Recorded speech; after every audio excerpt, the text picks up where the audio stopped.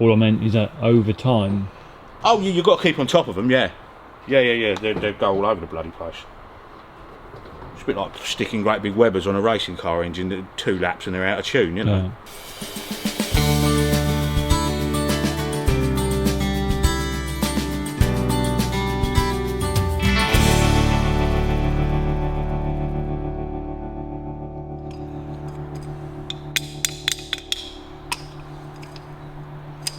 See all your fuel in there? Shouldn't be on the outside of that. So fumes are definitely leaking. So when it's running, you squirt round here with anything that's flammable really, or sealable, and it smooths out and runs. Okay. So you know it's getting air in through there. So we've just got to seal it up.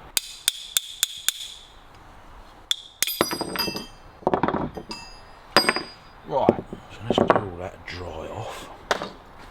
So what's the best thing to seal it with then?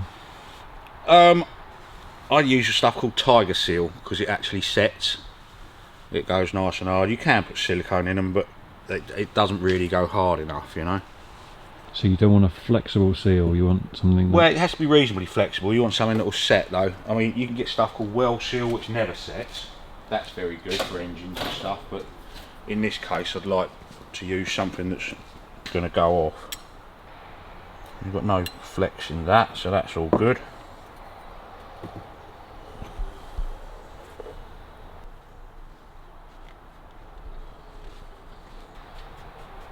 Probably why it had all the sealer on it before, you know, when we took it apart. But normally they go back in alright, but obviously this one isn't playing ball. So you found when you first took this off that it was done up extremely tightly? Yeah, very, very tight. Could that affect the actual sealer? Not really. Probably needs new olives. And perhaps someone was trying to seal it by tightening it up? Yeah, and it had the sealer in it anyway, so we'll just do the same again. As long as it seals up, it's fine. You don't need a lot of it. You don't need to go mad, you know. The tube's gone hard, so you've got to cut a hole in it.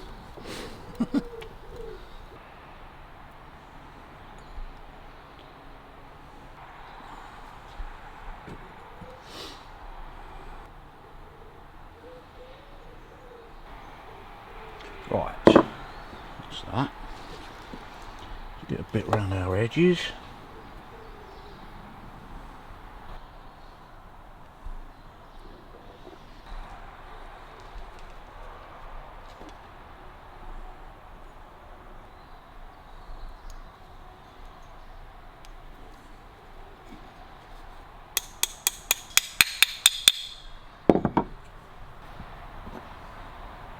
Put it on the right way, stupid. Helps, doesn't it? Yeah.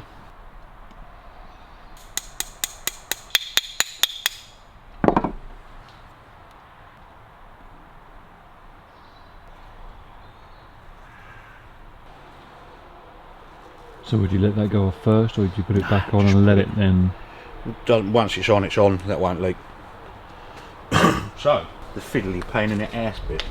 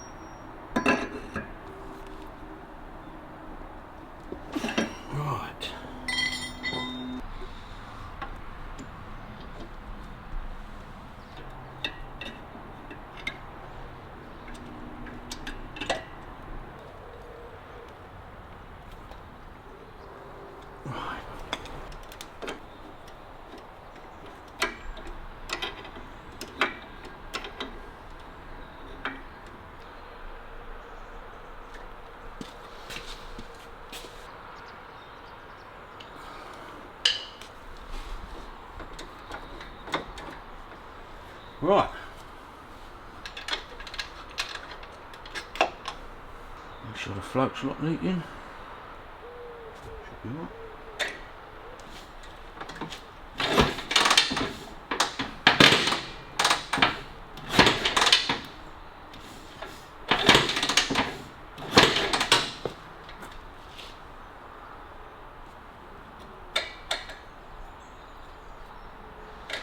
A little bit more prime.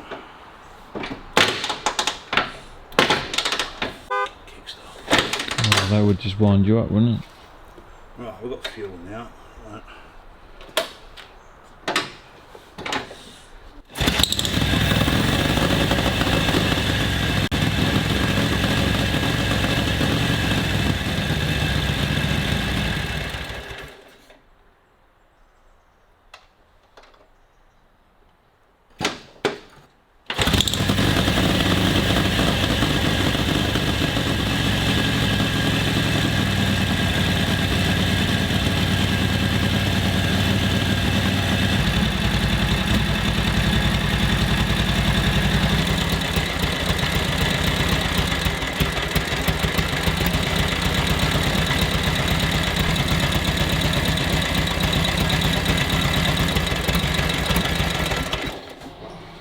Crank the heads down again.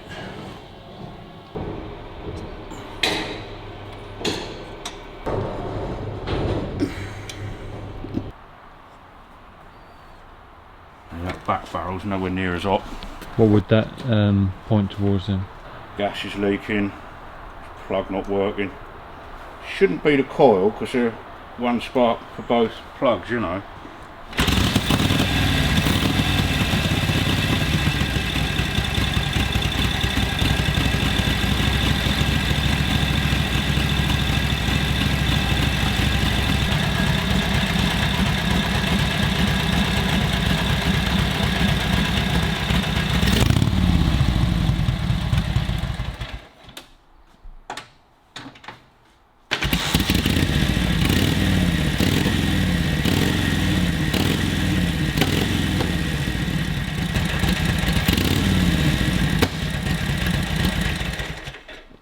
Definitely sounds better. Oh yeah. So what would you think's causing that misfire? Or So he was sucking air in somewhere. See if he's got a condenser in there. it's not taking in too much fuel? Don't think so, no. Because I remember one of the things you said, that if it brings in too much fuel, you're going to get a lot of bangs coming at the back. Yeah. So how would the condenser affect that? It can make it spark in funny places. Okay. It's supposed to stop the points arcing. Obviously it can jump around and spark all over the place if the points are arcing.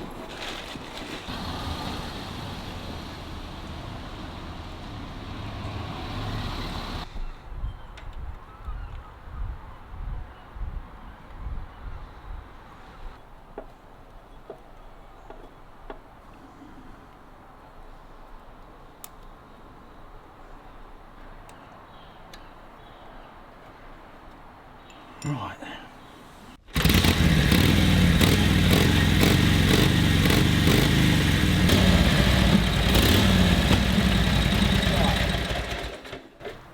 Check the timing one more time. I mean, popping on the overrun isn't an issue, No. but we'll check it again. But that condenser was definitely iffy.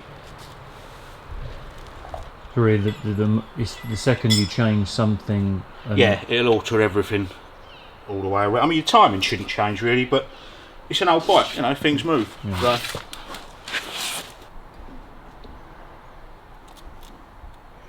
Maybe slightly out.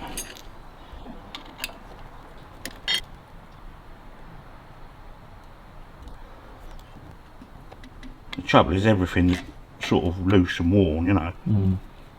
So you've got that much play in it anyway, Mm. which you can't do anything about.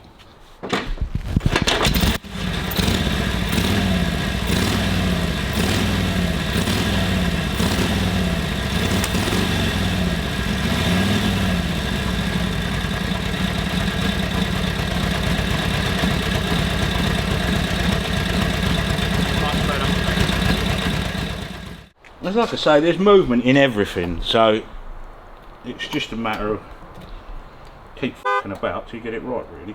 But that's likely to slip back out of timing, out of... No, because once you've got it, you know it'll fire right there. You've got your hand adjuster, Yeah. so I can draw that back now. It goes the other way, so that should be fine now. All I meant is that over time. Oh, you've got to keep on top of them, yeah. Yeah. They go all over the bloody place. It's a bit like sticking great big webbers on a racing car engine, 2 laps and they're out of tune, you know. Yeah. But I mean, these, once they're ballpark, they'll just keep going. You know, it might become a bit of a bitch to start, but it'll still go. Right. Definitely recommend getting that Kickstarter sorted though. Yeah, but it's like I said to Mark, it's a lot of work. Big job, isn't it? Big job. So, obviously, when I first arrived, it was just not sounding. So, I knew when I was kicking it, it was getting a bit of a squirt out the cylinder heads. Did you hear that high-pitched whistle first of all? No. But if you play the film back, you'll hear it. Yeah. That means it's blowing past on the head somewhere. Okay. Yesterday morning, when I tried it, I knew it was leaking around the inlet manifold, so we sealed that this morning. Because it's getting air in, you can't, because I couldn't adjust the mixture properly. Okay. Which means you're getting air in somewhere, and it will make it backfire, and because you're getting too weak a mixture and stuff, you know. So, morning mate. So we clamped the heads down, done the carb, readjusted the timing again, changed the condenser, shortened up the points gap a little bit. It's all the little bits and pieces that alter everything, you know. I'm just thinking if someone else is going through a similar thing, it's interesting to know your procedure, to what you're going through to. Just once you've established there's no air leaks anywhere, then it's timing. You just got to keep playing with the timing and the points until you get it right. Okay. They're all different to each other. I've had one that it wouldn't even run on the timing marks. You know, but there's so many different camshafts, and you know, to get an original 1942-44 camshaft is highly unlikely, because you've got 4 camshafts in there. Open the valves in and out, because you've got valve timing as well as ignition timing. Okay. I mean, I built one for Peter years ago, and you couldn't even kick it over because it had such a high lift cam in it. The valve was hitting the top of the cylinder head. There's all sorts of different variations on the cams and stuff, you know. But the second you change one thing, go back through all the timings again. Yeah. So if you adjust your points, that'll affect the timing. Yeah. So then you have to retime it again. It's just a matter of keep going over and over till you find it. Yeah. Sometimes you're lucky, like Simon's one, put it all together, bang, it was lovely. Same as Danny's, but this one's obviously been a bit quirky. It's just the way it is, you know. Which is why, again, people get in a muddle with them.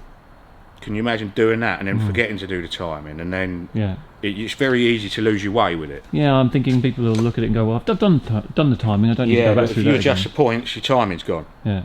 You mess around with a hand lever, your timing's gone. You've got to keep going back, just checking that you know everything's correct. Yeah. Next week on the workshop. If you're welding heavy stuff, you put a 30-degree angle on there and a 30-degree angle on the other side. Yeah. And gives you a 60-degree V. That's called a weld prep. Okay. But you obviously, with something that thin, you can't do it. So if you leave a gap, then you end up with weld in there, as opposed to just trying to grind away to nothing, you know?